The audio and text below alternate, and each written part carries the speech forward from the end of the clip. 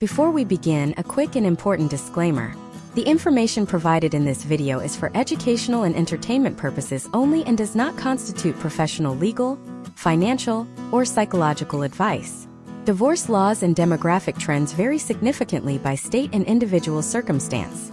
We are historians and researchers, not attorneys or licensed therapists. You should always conduct your own due diligence and consult with qualified professionals regarding your specific situation before making any life-altering decisions. Imagine for a moment that it is 1945. The war is over, and the United States is entering an era of unprecedented prosperity. Yet, tucked away in the dusty archives of the U.S. Census Bureau is a statistic that would have sent shockwaves through the suburban households of the time. The divorce rate had just spiked to its highest level in American history up to that point. For every 1,000 married people, 18.2 were getting divorced, a number that wouldn't be seen again for decades. But here is the part they didn't tell you in the history books. The vast majority of these filings were not coming from the men returning from the front lines. They were being driven by women who had tasted independence in the shipyards and factories and realized that the legal death of marriage was no longer a viable option for their futures. We often think of divorce as a modern epidemic, a byproduct of the 1970s me generation.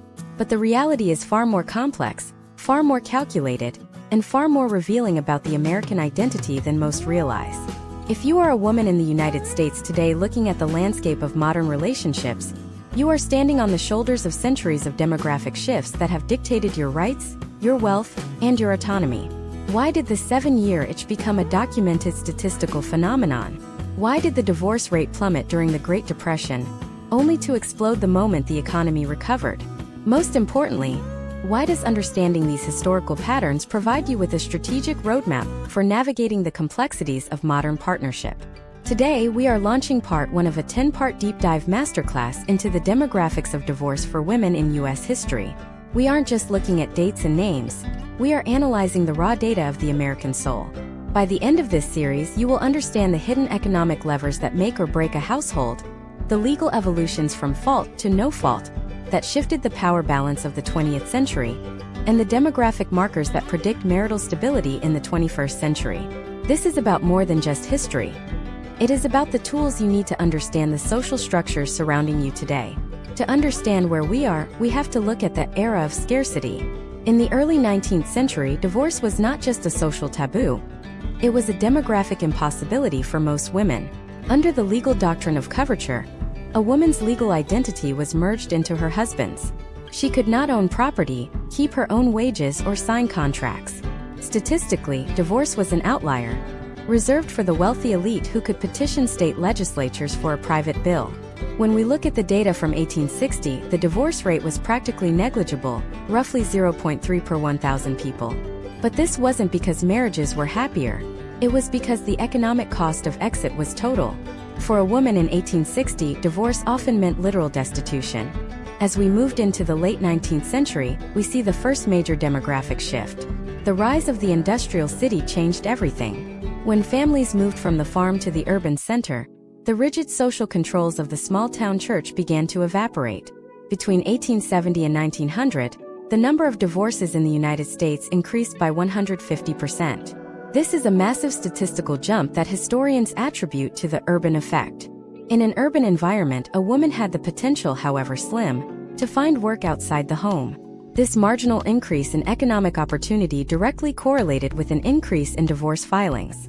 The data shows us a fundamental truth that remains relevant today. As women's economic options increase, the tolerance threshold for unhappy or abusive marriages decreases. Then came the Great Depression of the 1930s, which provides one of the most fascinating case studies in demographic history. You might assume that a period of immense stress would lead to more breakups. However, the data shows the opposite. During the depths of the 1930s, the divorce rate actually fell. Why? Because divorce is and always has been an expensive legal process. In a world where families were struggling to put bread on the table, the cost of a legal separation was a luxury no one could afford. This created a divorce backlog, a demographic pressure cooker of unhappy couples who were stuck together by financial necessity. When the economy finally recovered and World War II ended, that pressure cooker exploded. The 1946 spike was a direct result of that backlog, combined with the rapid social changes of the war years. Women had entered the workforce in record numbers to support the war effort. They had earned their own paychecks, managed households solo, and developed a sense of agency that the 1950s nuclear family ideal tried, and largely failed, to suppress. As we progress through this masterclass, we are going to look at the great divergence that began in the 1980s. This is perhaps the most critical piece of data for the modern woman. While the overall divorce rate in the US has actually been declining since its peak in 1981, that decline is not uniform across the population. We see a massive split based on education level and socioeconomic status. For women with a 4-year college degree, divorce rates have plummeted, returning to levels not seen since the 1960s. Conversely, for women without a degree, the rates remain high. This demographic gap is one of the most significant predictors of long-term financial stability in the US today. We are going to break down the gray divorce phenomenon, the shocking trend of divorce rates doubling for those over the age of 50 since the 1990s. We will examine the marriage squeeze, a demographic term for the imbalance between marriageable men and women in certain age cohorts, and how that affects a woman's bargaining power within the domestic sphere. We will look at the motherhood penalty and the divorce gap in retirement savings, using historical data to show how the choices made in your 20s and 30s ripple through the demographic tables of your 60s and 70s. This is not a story of failure. It is a story of evolution. By looking at the demographic history of divorce, we are looking at the history of women's search for equity, safety, and fulfillment. We are analyzing how the shift from a production-based marriage, where a couple worked together for survival, to a companionate marriage, based on emotional satisfaction, changed the very fabric of American society. In the next sections, we will dive into the specific legal milestones that changed the game, starting with the move toward no-fault divorce in the late 1960s. We will look at how the demographics of the workforce shifted the alimony and child support landscape forever. We will examine the silver tsunami and what it means for women's inheritance and property rights in the modern era. This is the data you need to understand the world you live in. Welcome to the masterclass. To understand the modern landscape of divorce in 2026, we must first dismantle the legal cage that held American women for nearly 2 centuries. Imagine if you were Sarah, a woman living in 1840s New York. Sarah is hardworking, helping her husband run a small merchant shop, and she has even inherited a modest sum of money from her father. Under the doctrine of coverture, the moment Sarah said "I do," her legal identity was erased. Her inheritance? It now belonged entirely to her husband. The wages she earned at the shop? His.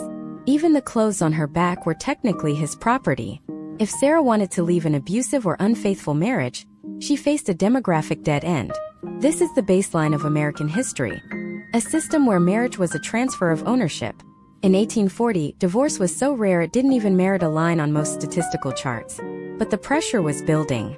In 1848, the Seneca Falls Convention, the birthplace of the women's rights movement, didn't just ask for the vote. They demanded the right to own property and the right to exit a contract that had become a form of legal bondage. This led to the Married Women's Property Acts, a series of state-level shifts that began to crack the foundation of coverture. Between 1839 and the end of the century, states like Mississippi and New York began allowing women to hold property in their own names. The demographic result was immediate and measurable. When women gained even a sliver of property rights, divorce filings began to tick upward. It wasn't because women suddenly became more unhappy. It was because for the first time, the potential outcomes of leaving didn't include guaranteed starvation. By 1867, the U.S. began officially tracking divorce data, recording about 10,000 divorces nationally. By 1900, that number had surged to over 55,000. This is our first major historical trend: the direct correlation between a woman's legal right to assets and her willingness to pursue a dissolution of marriage. But even with property rights, the 19th and early 20th centuries were governed by the fault era. To get a divorce, you couldn't just fall out of love. You had to prove a crime. Imagine a courtroom in 1920. To obtain a decree, a woman had to provide evidence of adultery, extreme cruelty, or abandonment. This created a demographic of performance. Couples who both wanted out would often collude, hiring actors to play the part of the unfaithful spouse so they could meet the legal burden of fault. This was the era of the migratory divorce. Wealthy women would travel to states like Nevada, which had shorter residency requirements and more lenient fault definitions. In 1931, Nevada shortened its residency requirement to just 6 weeks, turning Reno into the divorce capital of the world. Thousands of women boarded the Reno-Vadion trains, creating a specialized demographic of mobile, relatively affluent women seeking freedom through legal loopholes. Then came the seismic shift of the late 1960s, the no-fault revolution. In 1969, California Governor Ronald Reagan signed the first no-fault divorce law. Within 15 years, almost every state followed. This was a demographic explosion. Between 1960 and 1980, the divorce rate in the U.S. more than doubled, jumping from 9.2 per 1,000 married women to a peak of 22.6. For the first time, a woman could leave simply because the marriage was irretrievably broken. No actors, no staged photos of infidelity, no need to prove a crime. +1. However, this freedom came with a hidden demographic cost that we are still analyzing in 2026. While no-fault laws made it easier to leave, they also stripped away the bargaining power of the spouse who didn't want the divorce. Historically, the woman who had specialized in the home while her husband built human capital in the workforce. Case studies from the 1970s and 80s show a troubling trend. While men's standard of living often rose by 42% after a no-fault divorce, women's plummeted by an average of 73% in the first year. This happened because the law shifted toward formal equality, splitting the house and the bank account 50-50, while ignoring the unequal earning potential that had developed during the marriage. If you look at the data today, you see the long-term impact of that shift. We call it the feminization of poverty and divorce. Historically, the law focused on tangible assets, the car, the house, the savings. But the most valuable asset in a modern American marriage is often the husband's future earning capacity, his professional degree, or his career network. Because these aren't physical objects, they were often excluded from the split. This created a demographic gap where older women, who had spent decades supporting a spouse's career, found themselves with half the house but none of the income-generating power. Now, let's look at the current demographic split of 2026. We are seeing a phenomenon called the education shield. If you are a woman with a bachelor's degree or higher, your potential outcome is vastly different than it was for previous generations. For this group, divorce rates have actually been falling since the 1990s. This is because high-earning, highly educated women are marrying later, averaging age 28 to 30, and they are entering marriages as equal economic partners from day one. They aren't just looking for a provider, they are looking for a peer. The stability of these marriages is a new historical trend, creating a massive demographic divide between the college-educated elite and the rest of the country. But there is another group we have to talk about, the silver splitters. While the overall U.S. divorce rate is trending downward, for women over 50, it is doing the exact opposite. This is the silver tsunami. Women who stayed together for the kids in the 90s and 2000s are now hitting 2026 and deciding that 30 more years of an unfulfilling marriage is too high a price to pay. They are part of the first generation of women to reach retirement age with their own Social Security credits and often their own 401ks. This financial autonomy is the primary driver of late-life divorce. Think about the sheer scale of this shift. In 1990, only 1 in 10 people who divorced were over the age of 50. Today it is 1 in 4. This creates a massive demographic shift in wealth. We are seeing billions of dollars in home equity and retirement assets being liquidated and reallocated. But here is the catch. Because these women are divorcing later, they have less time to recover from the financial hit. A woman divorcing at 30 has 35 years of career ahead of her. A woman divorcing at 62 is facing a different reality. As we move forward in this deep dive, we have to ask, what happens to the kids? Not just the emotional toll, but the demographic impact on the next generation of women. We are seeing a cycle where the daughters of the no-fault revolution are approaching marriage with a completely different mindset than their mothers. They are pre-negotiating their exits before they even say I do. They are prioritizing career tenure over early marriage.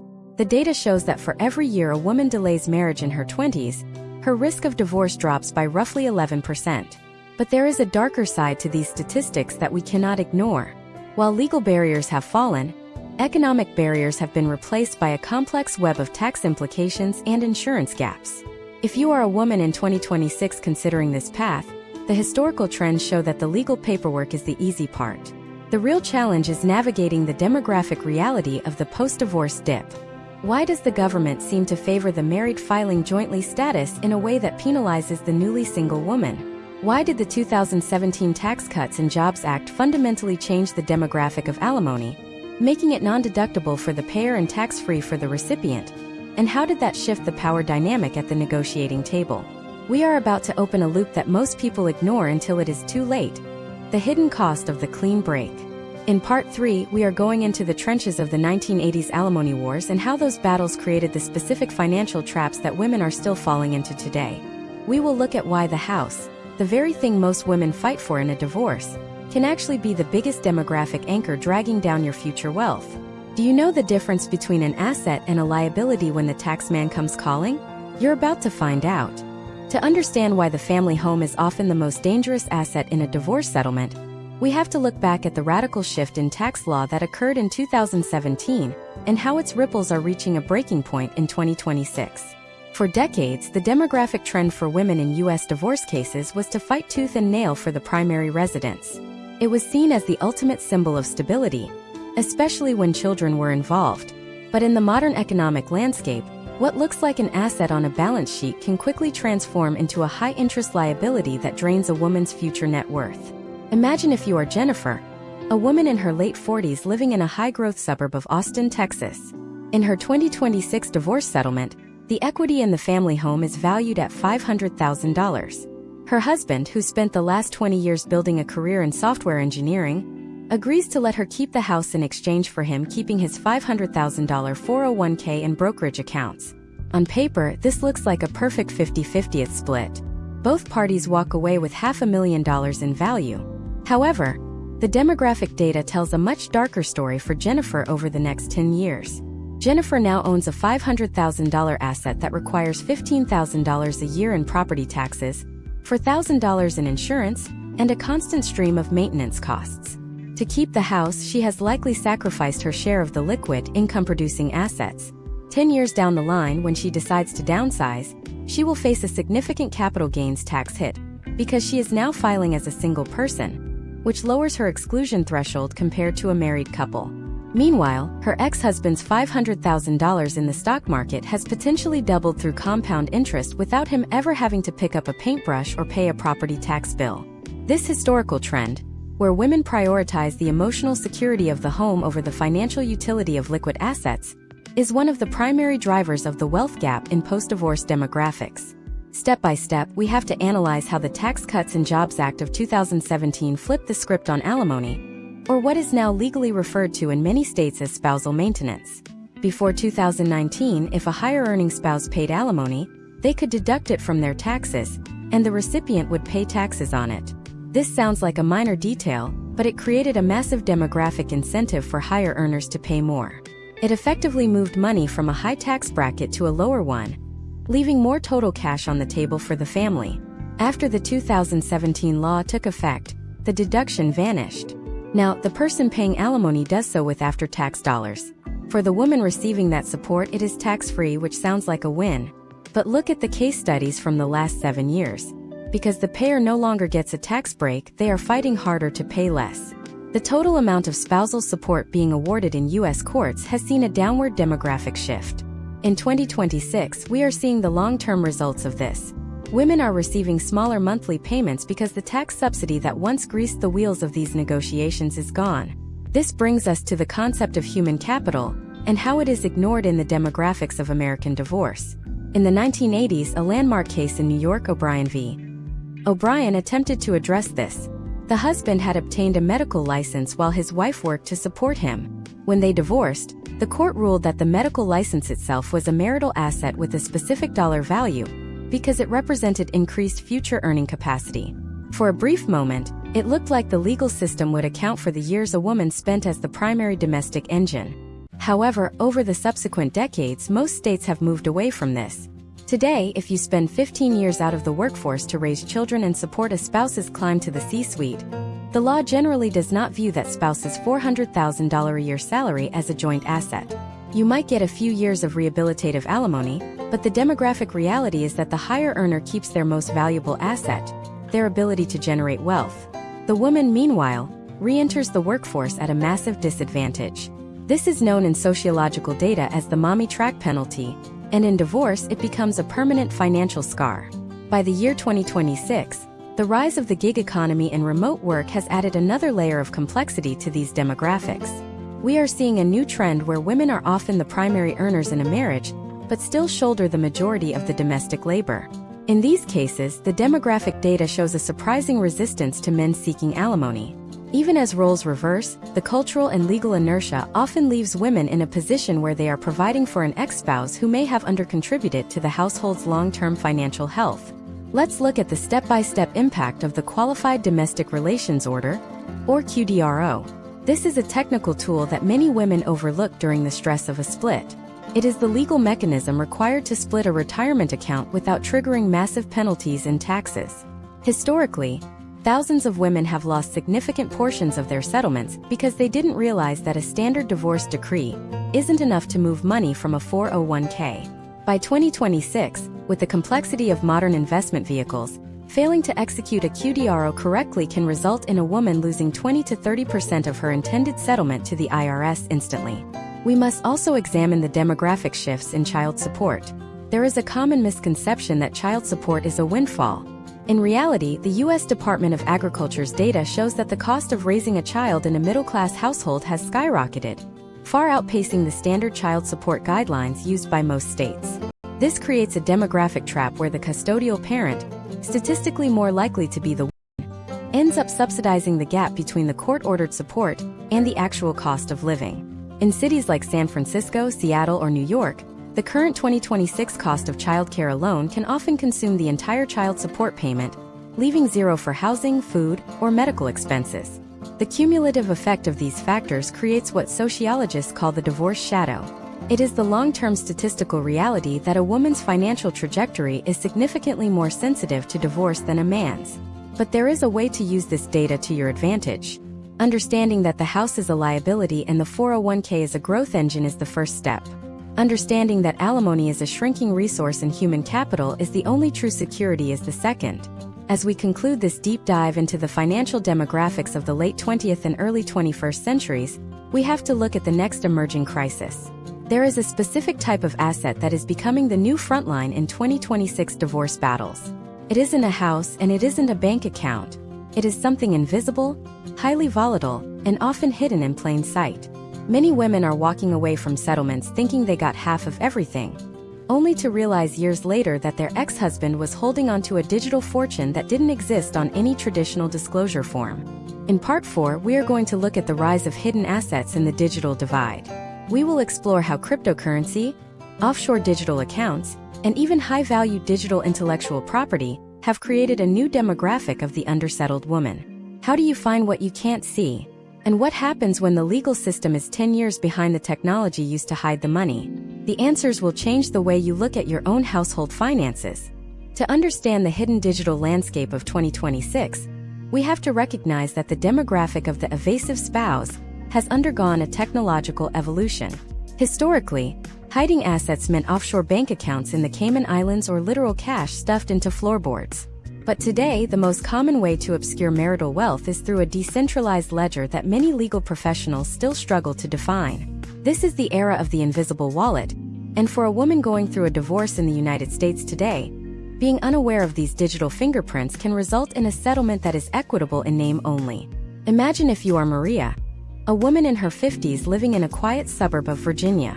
Her husband, David, has always been the tech-savvy one in the house, managing their retirement accounts and brokerage portfolios. As they begin the process of a standard 2026 divorce, David presents a financial disclosure that looks perfectly reasonable. The house, 2 cars, their respective 401ks, and a joint savings account. Everything is split down the middle. Maria feels secure. What she doesn't know is that over the last 5 years, David has been systematically diverting $1,000 a month from his bonuses into a cold storage hardware wallet, a device no bigger than a thumb drive, loaded with Bitcoin, Ethereum, and a handful of decentralized finance tokens. Because these assets exist on a blockchain, they don't generate a monthly paper statement that arrives in the mail. There is no central bank to subpoena. If David doesn't volunteer the information, and Maria doesn't know what to look for, that wealth, potentially hundreds of thousands of dollars, simply vanishes from the marital pot. This isn't just a hypothetical scenario. It is a demographic reality. Statistical trends from 2025 and 2026 show that forensic accountants are seeing a 300% increase in cases involving undisclosed digital assets. To protect yourself in this environment, you have to understand the step-by-step forensic trail that digital assets leave behind. Even though the blockchain is decentralized, the entry and exit points are almost always tied to the traditional banking system. Step 1 is the bank statement audit. You are looking for transfers to entities like Coinbase, Binance.us, or Kraken. Even a single $50 transfer 3 years ago is a red flag. It indicates the existence of an account that must be disclosed. Step 2 is the device audit. In the modern legal discovery process, you have the right to request a forensic mirror of shared computers or even specific disclosures regarding hardware. Are there apps like MetaMask or Phantom on the family iPad? Is there a 24-word recovery phrase, often called a seed phrase, written in the back of a notebook or stored in a password manager? These aren't just random words. They are the keys to the vault. In 2026, the law is clear. Digital assets are community property. The challenge isn't the law, it's the discovery. But the digital divide goes beyond just currency. We are seeing a new demographic trend involving alternative digital assets. Think about intellectual property, YouTube channel royalties, or even high-value domain names. Imagine a case study where a husband starts a small hobbyist blog during the marriage. By the time of the divorce in 2026, that blog has turned into a niche media property generating $5,000 a month in affiliate revenue. Many women see this as his work and don't realize that the business entity and the future income it generates is a marital asset subject to valuation and division. Historically, the U.S. legal system has been slow to catch up, but 2026 marks a turning point. We are seeing adverse inference rulings becoming more common. If a spouse is caught hiding even a small amount of digital currency, judges are increasingly willing to assume that more exists and award a larger share of the visible assets, like the house or the savings, to the other spouse as a penalty. This is a high-stakes game of demographic chess. We also have to address the volatility trap. Let's say Maria does find the Bitcoin. In 2026, the value of that Bitcoin might fluctuate by 20% in a single week. If the court values the asset on the day the divorce is filed, but the market crashes by the time the final decree is signed 6 months later, the person receiving the crypto might end up with far less than intended. Conversely, if the market moons, the person who kept the cash offset might feel cheated. To navigate this, modern settlements are moving toward in-kind distributions. Instead of Maria taking a cash buyout for the crypto, she receives half of the actual digital coins transferred to her own secure wallet. This ensures that both parties share the future risk and the future reward equally. However, in-kind distribution requires a level of technical literacy that many women have been socialized to avoid. The demographic data shows that men are still twice as likely to hold and manage digital assets than women. This literacy gap is the new frontier of financial disenfranchisement. If you don't know how to set up a non-custodial wallet, you are forced to rely on your ex-spouse or a third party to hold your half of the settlement, which is a position of extreme vulnerability. As we look at the historical trajectory from 19th century coverture to 21st century cryptography, the lesson is the same. Autonomy follows understanding. The women who thrived in the 1970s were those who understood the new credit laws. The women thriving in 2026 are those who understand the digital ledger. But there is a final layer to this demographic deep dive that is even more personal. It's not about the money you find, it's about the time you lose. We are seeing a trend called litigation exhaustion, where a spouse with more resources uses the complexity of digital assets to drag out the legal process, hoping the other party will settle for less just to end the stress. This leads us to a critical question. How do you balance the pursuit of every last digital cent with the need to move on and rebuild your life? In Part 5, we are shifting from the digital to the psychological demographics. We are going to explore the narcissism and the courtroom phenomenon. Why are high-conflict divorces on the rise in 2026? And how can you spot the demographic markers of a spouse who will use the legal system as a weapon of domestic abuse? We are going to break down the gray rock method of communication and why your behavior in the first 30 days of a filing dictates your financial outcome 3 years later. The battle for your future isn't just in the bank account, it's in the mindset. Are you ready to see the patterns? To understand the psychological demographics of a high-conflict divorce in 2026, we have to look at a trend that researchers are calling the weaponization of the docket. Historically, the legal system was designed to resolve disputes, but in the modern era, for a specific demographic of personality types, the courtroom has become a theater for continued domestic control. When we look at U.S. history, The transition from fault-based divorce to no-fault divorce was intended to reduce conflict. However, the data shows that while physical violence may be more strictly regulated today than in the 1950s, psychological and administrative litigation has filled that vacuum. Imagine if you are Chloe, a 38-year-old marketing executive in Chicago. In 2026, she decides to end her marriage to a partner who has exhibited high conflict, narcissistic traits for years. Chloe assumes that once the papers are filed, the chaos will subside. Instead, she finds herself entering a demographic known as the target of outrage. Her ex-spouse begins a process known as paper terrorism, filing dozens of frivolous motions, demanding exhaustive discovery for accounts that don't exist, and requesting emergency hearings over trivial scheduling conflicts with their children. This is a documented historical trend where the process itself becomes the punishment. For women like Chloe, the potential outcome is a phenomenon called the drain strategy. The goal of the high-conflict spouse is not necessarily to win a specific legal point, but to exhaust the woman's financial reserves and emotional stamina until she agrees to a settlement that is far below what she is legally entitled to. In 2026, the cost of a contested divorce in a major U.S. city can easily exceed $100,000 in legal fees. If one party is willing to burn their own assets just to ensure the other party gets nothing, the demographic reality for the woman is a fight for her very survival. To navigate this, you must understand the step-by-step mechanics of the gray rock method within a legal framework. Gray rocking is a psychological strategy where you become as uninteresting and unresponsive as a plain gray rock. In the context of a 2026 divorce, this means shifting all communication to a court-monitored app like Our Family Wizard or Talking Parents. By 2026, many family court judges in states like California, Texas, and Florida are making these apps mandatory in high-conflict cases. The demographic data suggests that when communication is moved to a platform where a judge or a parenting coordinator can review every word, the frequency of abusive messages drops by nearly 60%. Step 1 in this process is the total removal of emotional hooks. When the high-conflict spouse sends a 3-page email accusing you of being a poor mother or a financial failure, the gray rock response is a single sentence. I have received your email and will follow the court-ordered schedule.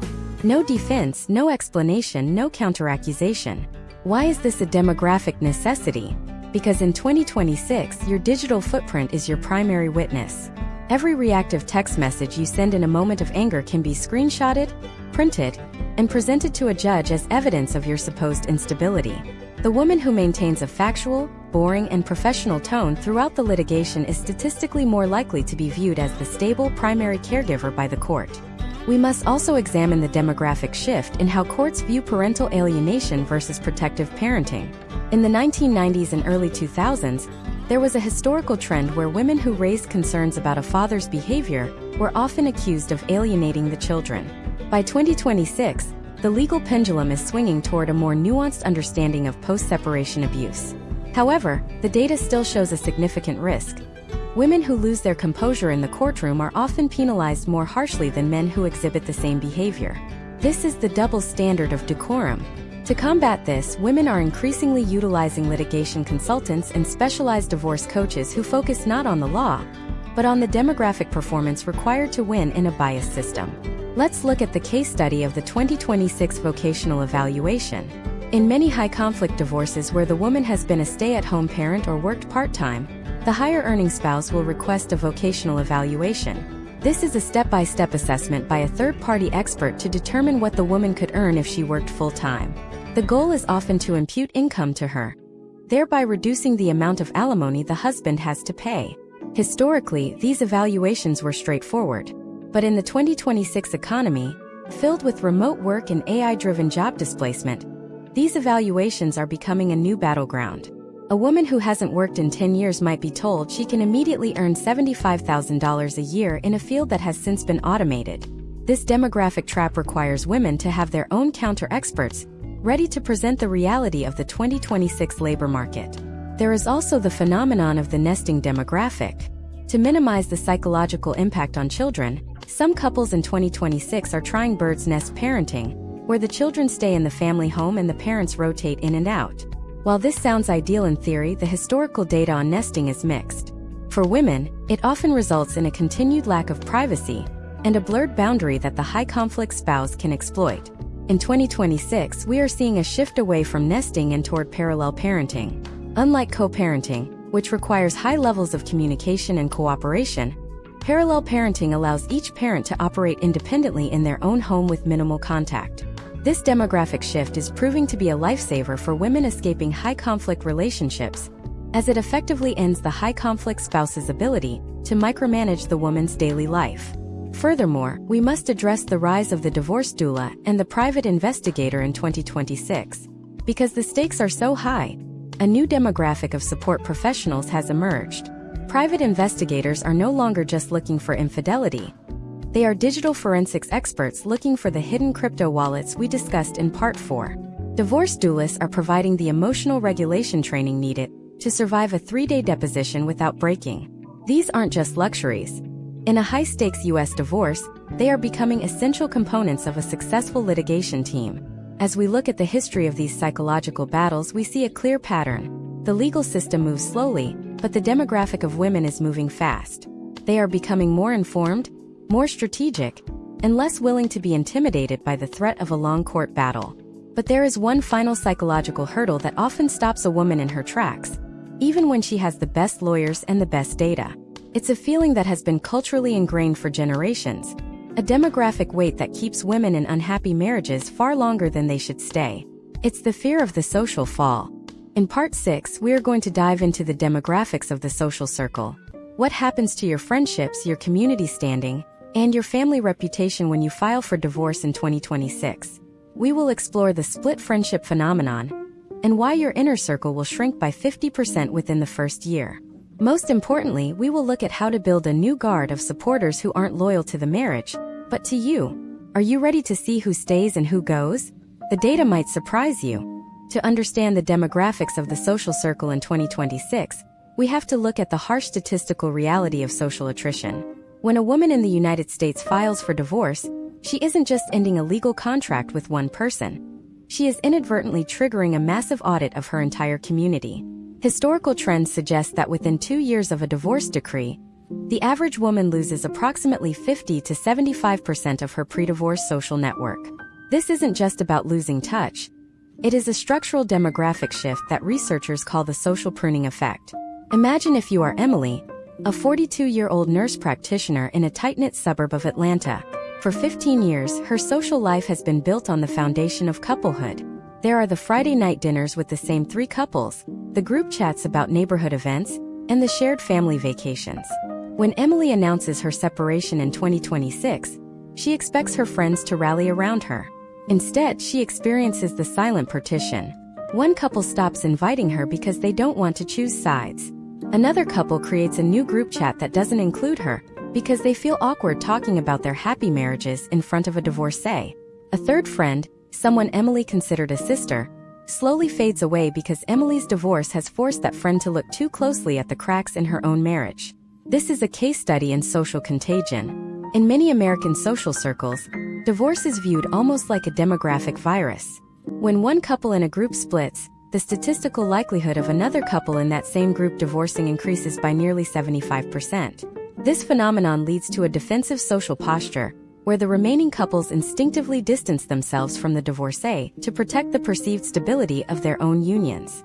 For Emily, this means that at the very moment she needs a support system to navigate the legal and financial complexities we discussed in the previous parts, she finds her phone going quiet. Step by step, we need to analyze why this happens and how to strategically build what we call the new guard. The first step is recognizing the demographic of the fence-sitter. These are the friends who claim to be neutral. Historical data from high-conflict cases indicates that neutrality in the face of divorce is often a mask for a lack of support. In a 2026 context, where social media footprints and digital visibility are paramount, a friend who refuses to acknowledge your new reality publicly is often a liability. The new guard is not built from the remnants of the old circle. It is a consciously constructed network of 3 specific types of supporters. First, you need the tactical support demographic. These are not necessarily your best friends from college. These are professionals or acquaintances who have navigated the specific legal terrain of your state. In 2026, we are seeing a rise in community-led divorce support groups that focus on logistics over emotions. These groups provide a demographic of peers who can tell you exactly which judges in your county are favorable to alimony, or which forensic accountants specialize in the digital assets we explored. They are loyal to the process, not the past. Second, you need the emotional stabilizers. These are the people who knew you before the marriage. Statistically, women who reconnect with premarital friends or family members during a divorce report a 40% higher rate of psychological resilience. This demographic provides a continuity of self that the marriage may have erased. They remind you of who you were in 1890, or rather the modern equivalent of your early 20s, before your identity became subsumed by the marital unit. Third, you need the mentors of the aftermath. This is a demographic of women who are 5 to 10 years post-divorce and are thriving. In 2026, looking at women who have successfully rebuilt their human capital is the best way to combat the fear of the social fall.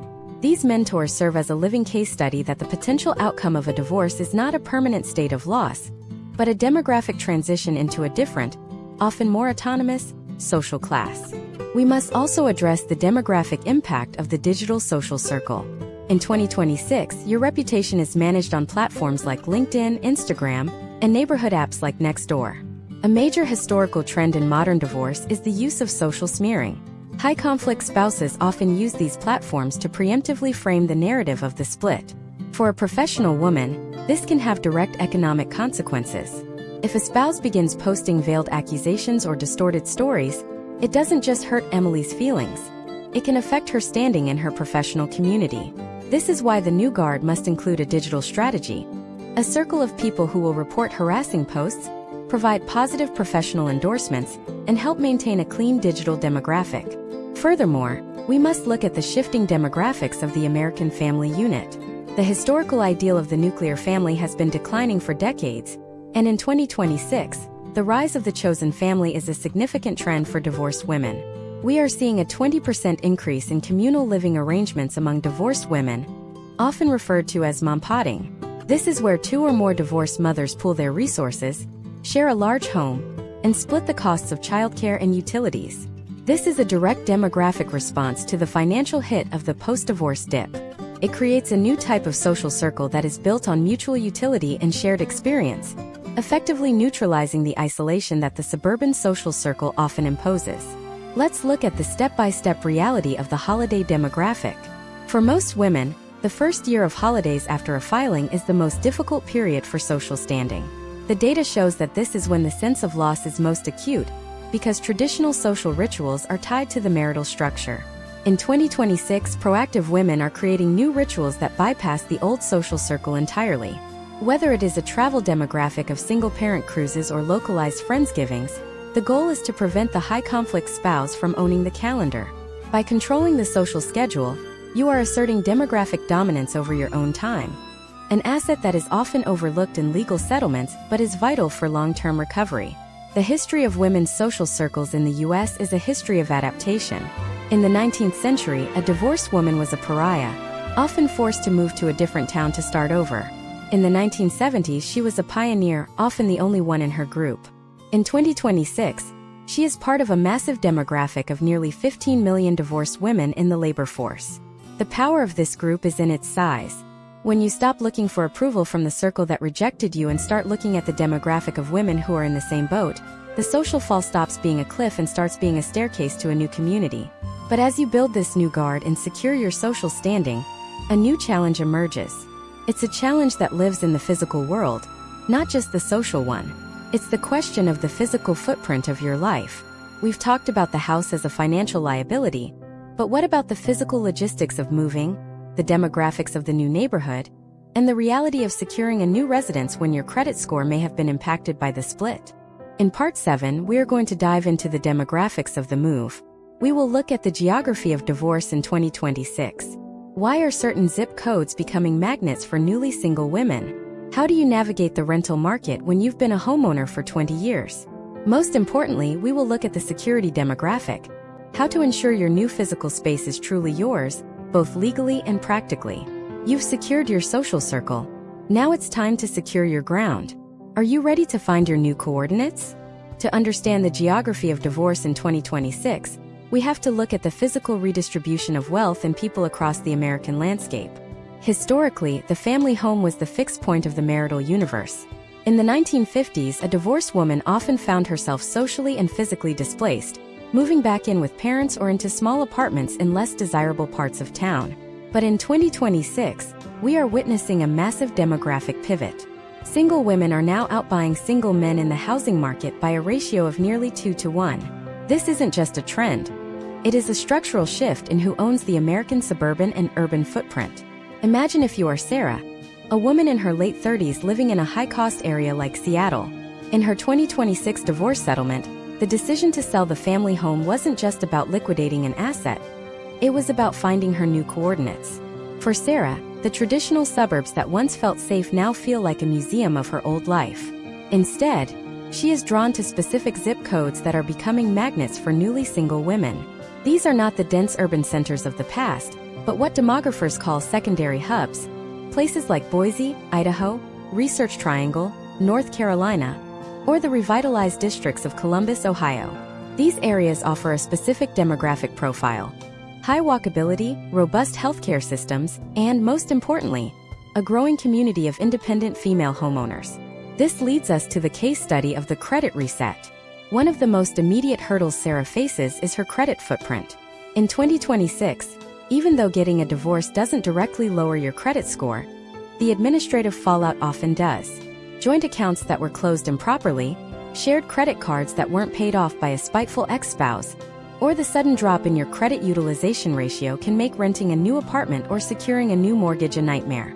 Statistics show that nearly 47% of people report credit difficulties following a split, and for women, the impact is often compounded by the income gap we discussed in Part 3. To navigate this move, you must follow a step-by-step, physical security and financial hardening protocol. Step 1 is the credit lock.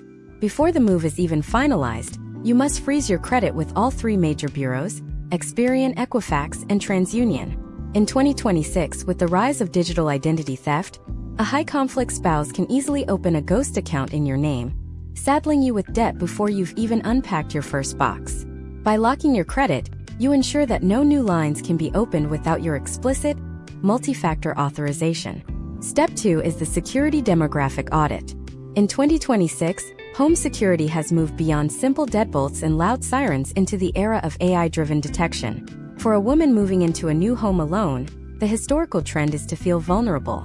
However, the data shows that modern detect and respond systems, AI cameras that can distinguish between a delivery driver and a recurring unauthorized visitor, provide a measurable increase in psychological and physical safety. When Sarah moves into her new townhouse, she doesn't just change the locks. She implements a privacy-first local storage system. This ensures that any footage of a high-conflict ex-spouse violating a restraining order is stored on her own hardware, not just in a cloud that could be compromised or subpoenaed. But we also have to look at a radical new demographic trend emerging in 2026: the rise of mompotting and communal living. With the average monthly housing cost, including utilities, projected to reach over $2,300 in 2026, the financial burden of going solo is at an all-time high.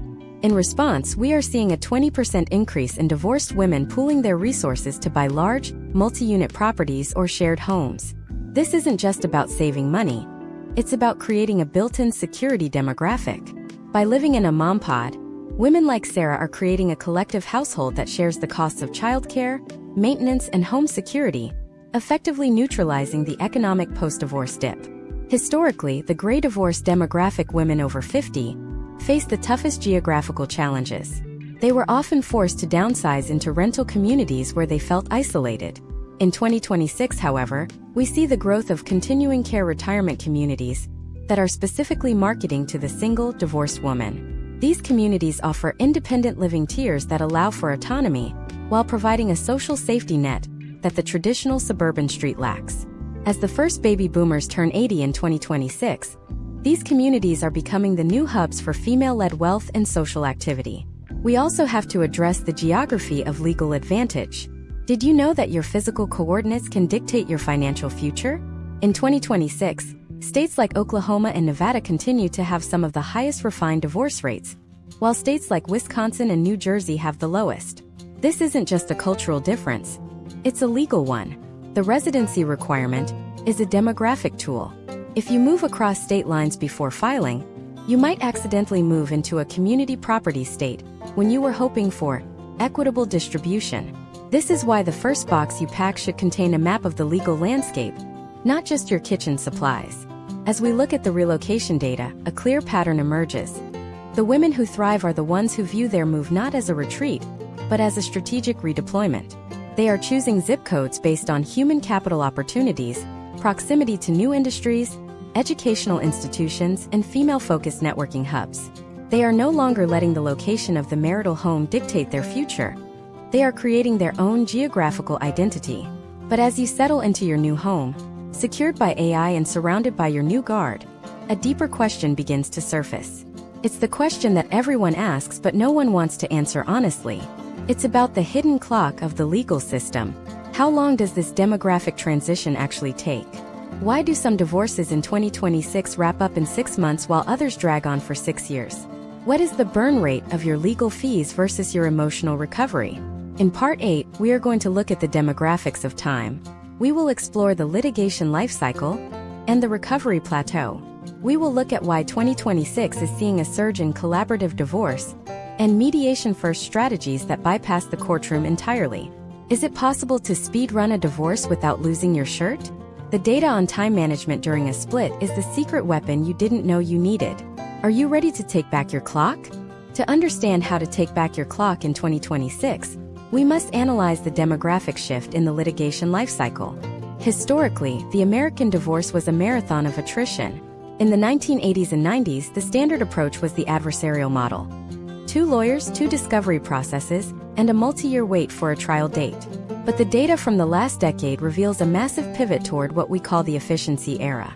Today, the demographic of women successfully navigating the system is moving away from the courtroom and toward alternative dispute resolution. This is not just a preference. It is a mathematical necessity driven by the rising cost of legal billable hours and the stagnation of judicial calendars. Imagine if you are Taylor, a 34-year-old project manager in Denver. In 2026, she finds herself at a crossroads. Her husband wants to fight over every stick of furniture, a process that his lawyer estimates will take 18 to 24 months to resolve in the Colorado court system. Taylor looks at the historical trends and realizes that a 2-year litigation cycle will cost her roughly $45,000 in legal fees, and, more importantly, 2 years of her prime earning and compounding interest years. Instead of entering the adversarial machine, Taylor opts for a demographic trend known as collaborative divorce. In a collaborative model, both parties and their lawyers sign a contract agreeing to settle out of court. If the process fails, the lawyers must resign, and the parties start over with new counsel. This creates a powerful demographic incentive for everyone to remain at the table. The step-by-step advantage of this model is the compression of time. While a traditional litigated divorce in 2026 has an average duration of 480 days, collaborative cases are often resolved in 120 to 180 days. For Taylor, this speed run saves her over $30,000 and a year of psychological stress, allowing her to reach the recovery plateau much faster than her peers. We must also examine the demographic rise of private judging. In high-net-worth circles or cases where privacy is paramount, 2026 is seeing a surge in couples hiring retired judges to hear their cases privately. This bypasses the public court system entirely. Historically, this was a luxury for the ultra-wealthy, but the demographic is widening. Middle-class professionals are now pooling funds to hire a private arbitrator for a single day to make binding decisions on contested assets. The data shows that a one-day arbitration session has an 85% success rate in closing a case that would otherwise have languished on a public docket for 6 months. Step by step, we need to look at the burn rate of your legal fees versus the marginal gain of the asset you are fighting for. This is where most women lose their clock. Imagine a scenario where you are fighting over a $10,000 savings account. If your lawyer charges $400 an hour, and the dispute requires 10 hours of emails, motions, and hearings, you have already spent $4,000 to chase $5,000. This is the sunk cost trap. The demographic of women who emerge from divorce with their wealth intact are those who treat their legal fees as an investment with a required rate of return. If the cost of the fight exceeds the potential outcome, they pivot to a walk-away strategy. This leads us to the recovery plateau. Historical data from the University of Michigan and other research institutions shows that the emotional and financial recovery from divorce does not happen linearly. It happens in stages. The first 12 months are the emergency phase, characterized by high volatility and low productivity. The second 12 months are the restructuring phase. By year 3, most women reach the plateau, where their income and psychological well-being stabilize. In 2026, the goal is to use time management tools to reach that third-year plateau by the end of year 1. How? By front-loading the emergency phase with intensive, automated administrative work. For example, the demographic of women using AI-driven discovery tools in 2026 is seeing a massive reduction in billable hours. Instead of a paralegal spending 40 hours manually sorting through bank statements to find the hidden assets we discussed in Part 4, Taylor uses an encrypted fintech tool that scans 5 years of joint statements in 30 seconds, flagging every transfer to a brokerage or crypto exchange. This is time leverage. By automating the boring, expensive parts of the legal process, you are effectively buying back months of your life. Furthermore, we must address the parenting time demographic. In the 1970s, the every other weekend schedule was the cultural norm. In 2026, the demographic shift is toward 50-50 shared residency. While this can be emotionally challenging, it has a significant impact on a woman's time wealth. For the first time in U.S. history, divorced mothers are experiencing blocks of time where they have zero domestic responsibilities. The data suggests that women who use this reclaimed time to invest in their human capital, getting an advanced certification, launching a side business, or expanding their professional network, recover their pre-divorce standard of living 35% faster than those who do not. However, there is a demographic danger in the speed-run approach, the settlement regret phenomenon. In the rush to take back their clock, some women agree to lopsided deals just to end the conflict. Historical case studies show that quick-fix divorces often lead to post-decree litigation, where the parties end up back in court 2 years later because the original agreement was poorly drafted or ignored long-term tax implications. To avoid this, the 2026 strategy is aggressive mediation. This involves a neutral third party who pushes both sides to a resolution in a high-pressure, time-limited environment, usually a single 8-hour session. The success of this demographic trend is rooted in the end-of-day effect, where parties are more likely to compromise as the clock runs out and the cost of returning for a second day looms. As we look at the demographics of time, we see that the legal system is finally beginning to value the opportunity cost of a long divorce. In 2026, we are seeing the emergence of divorce insurance and litigation funding for women, which allows them to pay for top-tier, efficient legal representation out of their future settlement rather than their current cash flow. This levels the playing field against a spouse who might try to outweight them. It turns time from a weapon used against the woman into a neutral factor in the negotiation. But as you master the clock and accelerate your journey to the recovery plateau, a final massive demographic shift is waiting for you. It's the shift that happens when the paperwork is signed, the boxes are moved, and the calendar is yours again. It's the identity rebrand. We've talked about the law, the money, the social circles, and the geography. But what happens to the woman herself? Why are we seeing a surge in late-onset entrepreneurship among divorced women in 2026? Why is the divorcee label being replaced by something far more powerful in the American economy? In Part 9, we are going to dive into the demographics of the second act. We will look at the wealth-building window that opens after a split. We will explore how to transition from marital support to self-sustaining empire. We will look at the data on the longevity bonus. Why divorced women in the U.S. are statistically living longer and healthier lives than their married counterparts in certain age brackets. You've survived the deep dive. Now it's time to look at the heights you can reach. Are you ready for the rebrand? To understand the profound demographic shift of the second act, we must look at the phenomenon of the wealth-building window. Historically, the prevailing narrative suggested that a woman's peak financial years were tied to her youth and her proximity to a dual-income marital unit. However, modern case studies from 2026 tell a different story. For many women, the years following a divorce are not a period of decline, but a period of unprecedented economic acceleration. This is often because for the first time in their lives, they have total autonomy over their financial levers, their time allocation, and their human capital investment. Imagine if you are Jessica, a 44-year-old woman in Charlotte, North Carolina. For the last 15 years, Jessica's career was the secondary priority. Her income was viewed as supplemental to the household, and her professional risks were curtailed to maintain the stability of the marital unit.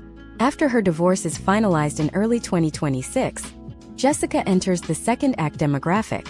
She no longer has to negotiate how to invest her savings or whether to spend her weekends on a side project. The data shows that women in this specific cohort, the post-divorce professional, are becoming the fastest-growing demographic of new business owners in the United States. This trend is backed by historical trends in female entrepreneurship. In the 1990s, women-owned businesses were often small-scale or lifestyle businesses. By 2026, the demographic has shifted toward high-growth industries like health tech, sustainable consulting, and fintech. Why? Because the experience of navigating a complex legal and financial dissolution serves as a crash course in high-stakes negotiation, asset management, and crisis leadership. The skills Jessica used to secure her equitable distribution are the exact same skills she uses to secure her first round of business funding. Step by step, we must analyze the longevity bonus. This is a demographic marker that often catches people by surprise. Research into the health outcomes of American women reveals that those who exit high-conflict or emotionally draining marriages often experience a measurable decline in systemic cortisol levels. Historically, the stress of a long-term unhappy marriage was linked to a higher incidence of autoimmune issues and cardiovascular stress. By 2026, longitudinal data suggests that divorced women in the 45 to 60 age bracket who maintain a strong social guard, like the one we discussed in Part 6, statistically report higher levels of physical activity and better sleep hygiene than their peers in high-stress marriages.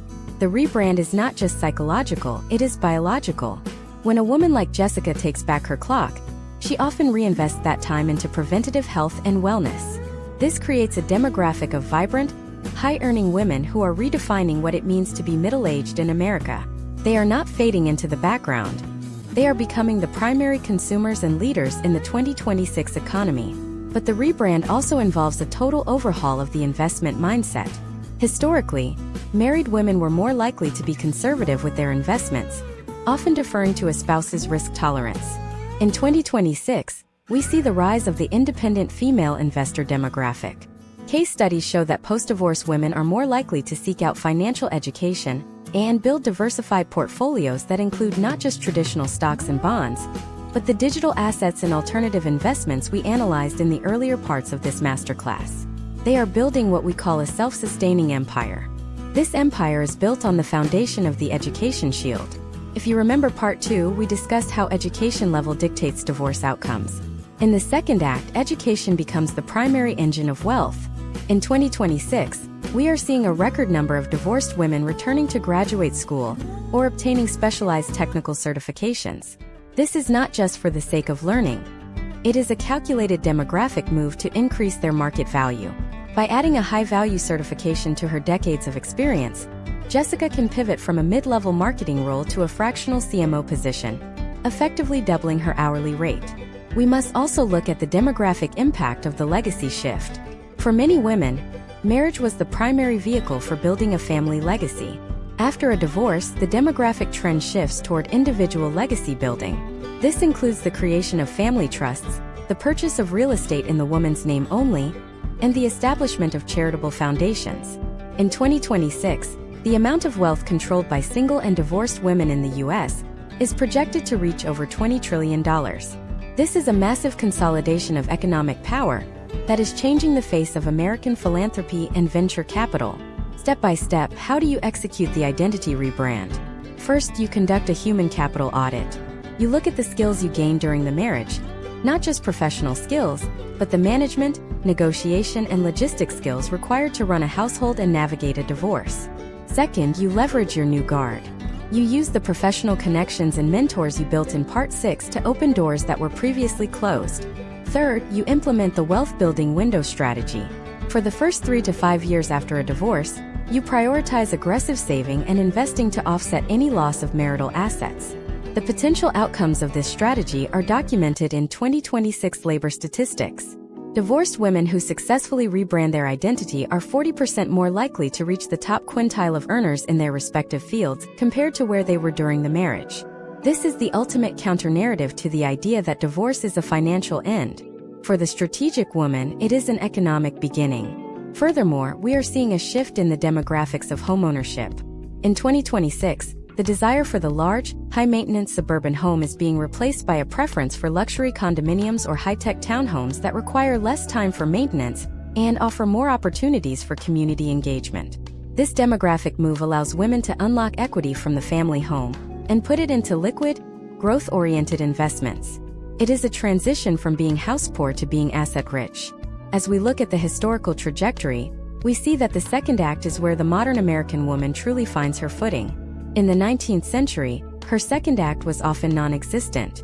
In the late 20th century, it was a struggle for survival. In 2026, it is a pursuit of excellence. The rebrand is about moving from a participant in someone else's story to the CEO of your own life.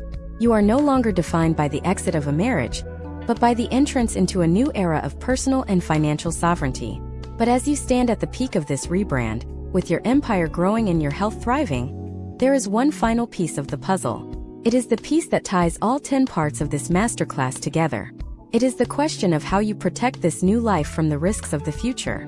How do you ensure that the wealth and autonomy you have fought so hard to gain are never compromised again? In Part 10, the final chapter of our Deep Dive Masterclass, we are going to look at the future-proofing of the American woman. We will explore the demographics of the modern prenuptial and postnuptial agreements in 2026. We will look at how the next generation of women is changing the very definition of marriage to prevent the need for a masterclass like this in the future. Most importantly, we will provide the ultimate checklist for maintaining your sovereignty regardless of your relationship status.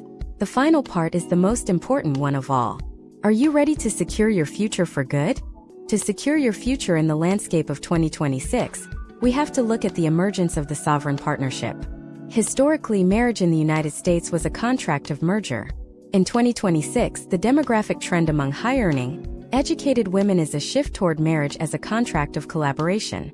We are moving away from the era of the unintended consequence and into the era of the intentional architecture. If the previous 9 parts of this masterclass have taught us anything, it is that the legal and financial fallout of a divorce is often a result of what was not discussed during the wedding planning. Imagine if you are Amanda, a 31-year-old software architect in San Francisco. Amanda has seen the demographic data. She knows that according to historical trends, approximately 40 to 50% of first marriages in the U.S. end in dissolution, and that number rises for second and third marriages. In 2026, Amanda is not cynical, she is prepared. Before her upcoming wedding, she and her partner engage in what is now called the Wealth and Wellness Protocol. This is not just a prenuptial agreement. It is a comprehensive roadmap for their joint and separate futures. The first step in future-proofing is the modernization of the prenuptial agreement. Historically, these documents were viewed as a sign of distrust or a plan for failure. In 2026, they are viewed as a necessary component of financial literacy. The data shows a 40% increase in prenuptial filings among millennials and Gen Z women compared to previous generations. These modern agreements are not just about who gets the house. They include sunset clauses that phase out certain protections after 10 or 20 years, and lifestyle clauses that address the digital assets and intellectual property we explored in Part 4. For Amanda, her prenuptial agreement specifically protects the equity in her premarital startup, ensuring that if the partnership dissolves, her foundational wealth remains intact. But what if you are already married? This is where the demographic of the postnuptial agreement comes into play. In 2026, we are seeing a surge in postnuptial filings among women who have stayed in their marriages but want to clarify their financial standing after a major life event, such as an inheritance, a career pivot, or the birth of a child. This is a step-by-step process of recalibrating the marital balance sheet while the relationship is still healthy. The potential outcome is a significant reduction in the litigation exhaustion we discussed in Part 5, as the most contentious issues have already been settled during a time of peace. We must also analyze the rise of the individual credit identity. Historically, women's credit scores were often tethered to their husbands. In 2026, the demographic of the credit sovereign woman is the gold standard. This involves a lifelong commitment to maintaining separate credit lines, even within a joint household. Step by step, this means having at least 2 high-limit credit cards in your name only, a separate bank account for personal savings, and a clear understanding of your individual debt-to-income ratio. This isn't about hiding money. It's about ensuring that if the joint credit reset we discussed in Part 7 ever happens, you have a solid foundation to stand on. Furthermore, we must address the demographic shift in the marriage squeeze and LAT relationships. living apart together. In 2026, a growing number of committed couples are choosing to maintain separate residences. This is a radical demographic departure from the 1950s nuclear family model. For women, this arrangement offers a unique level of security. It preserves their geographical identity and their physical security demographics without sacrificing the emotional benefits of a long-term partnership. The data suggests that LAT relationships have a high degree of stability because they remove many of the domestic stressors that lead to the 7-year itch. Let's look at the case study of the human capital insurance. In 2026, forward-thinking women are treating their earning potential as an insurable asset. This involves setting aside a sovereignty fund, a liquid account that contains at least 6 to 12 months of living expenses, held in the woman's name only. This is the ultimate tool for avoiding the post-divorce dip. It provides the leverage needed to walk away from a toxic situation without having to wait for a court to award temporary support. Historically, women who had a sovereignty fund were 60% less likely to settle for an unfavorable distribution because they weren't negotiating from a place of immediate financial desperation. Step by step, we need to look at the checklist for permanent sovereignty. 1. Annual financial disclosure. Just as a business has an annual report, a sovereign partnership should have an annual review of all assets, including the digital and hidden assets discussed in Part 4. 2. Beneficiary audits. Many women lose out on retirement assets or life insurance payouts because they forgot to update a beneficiary form from a previous life chapter. In 2026, this is easily managed with automated digital estate tools. 3. Career continuity.